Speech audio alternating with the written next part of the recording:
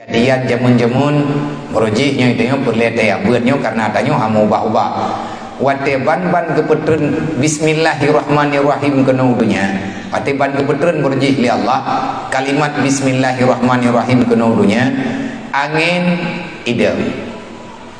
Angin hana bergerak, diam angin. Awan semuanya lari dia ke masyrik. Ia tret awan teruk ke udimu. Fakat dihormati. Binatang tengah hijau idem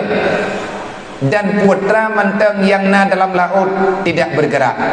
dan bukan putra manteng yang na dalam laut maka bergelombang. Ia lautnya mesti perut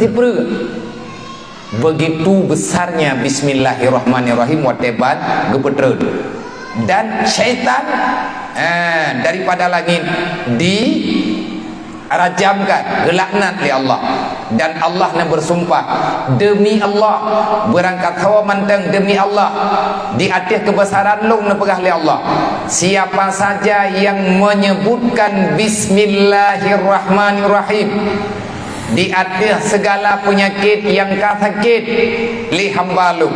nak pulih ya Allah. Tanya tajak bau orang sakit ataupun tanya sakit tak baca tu bismillahirrahmanirrahim na ulun tengah sakit ego aku berat sakit hat tak baca bismillah badro agak juga baca beryakin ke pulih insyaallah ataupun tak baca lagi tanya gedengar lagi nya pulih insyaallah maka hai tak baca ana pulih-pulih ke kau nyen peh tak baca le tu baca lagi aku pegah azan menyana urang majin urang masyru' aku pegah gayu azan na urang ita mongin kesurupan ni keuna ka temamong insyaallah taala ngan azan pulih gayu man aju urang ka majin yang kagem lawan yang kagem ratu mat jaro mat gagi bae gebluk kaleun urang hidro yu azan azan juga punya monggu insyaallah taala itu biat jin kali azan hai itu biat jin azan lo kadang jin raya itu horo tu biat tapi ada pupu dilai baca bismillah boleh nyan lagi ne pegah li hijab iga nyan na jin kita jan ipegah li jin ganyan ba thoi pegah ba ganyan mai tong pegah ba jin ganyan gayang tong pegah ba ngan jin kedanya wana tong ta ba ro de jin iganya meri ju jin dengan jin yang jin dipegah dari jinnya takura ke katamilanya ro boleh puja bakah pagon ate putamong jamun ubi unta nyoro katinga ubi piye pu sebab ka kobro kai ke ate kapaju makanan tapi ka bismillah iki dia orang malah nyokun tubit ha putong tubit li milanya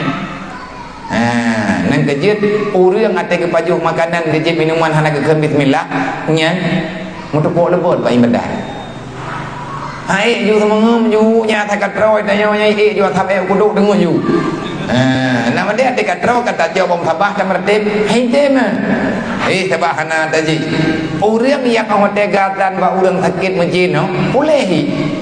kali ada azan tiga ham pulih azan lo hana pulih si yu azan lege han pulih mita ur azan lain yu azan ke awak azan berarti awak azan juga majin boleh pakai karena tak dengar